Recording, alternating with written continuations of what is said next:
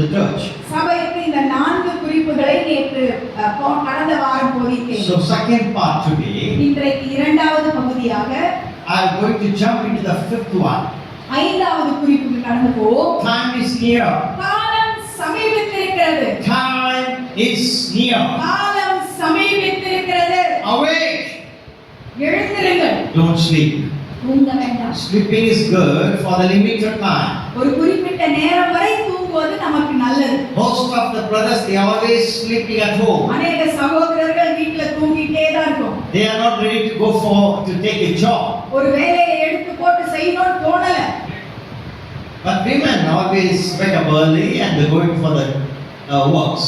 ஆனால் பெண்கள் காலமே எழுந்து வேலைகளுக்கெல்லாம் ஓடுறாங்க. Watch carefully.